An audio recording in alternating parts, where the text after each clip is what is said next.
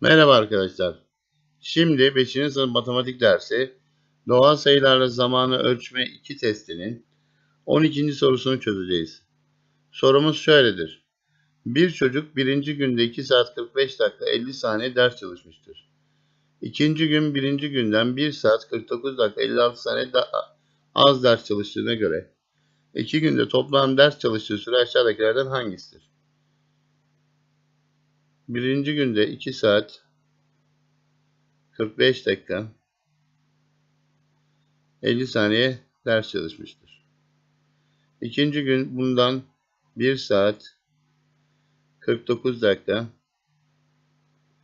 56 saniye daha az ders çalışmıştır. 50'den 56 çıkmaz. Burası 44 dakika kalır. Buraya 60 gelir, 110 olur. 110 saniyeden 56'yı çıkartırsak 54 saniye kalır. 44'ten 49 çıkmaz. Burası 1 kalır. Burası 60 geldiği için 104 olur.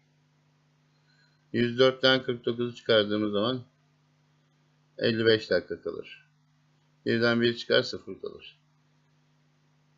İkinci gün 55 dakika 54 saniye ders çalışmıştır. Birinci gün 2 saat 45 dakika 50 saniye ders çalışmış. İkinci gün 55 dakika 54 saniye ders çalışmıştır. Bunu toplayacak olursak 104 saniye 55 100 dakika 2 saat.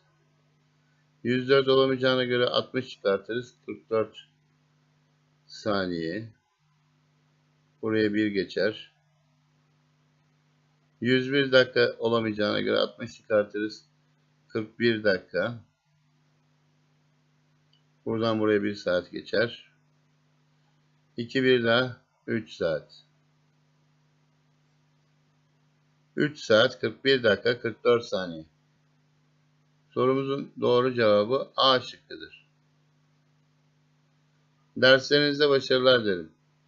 Lütfen kanalımıza abone olmayı unutmayınız.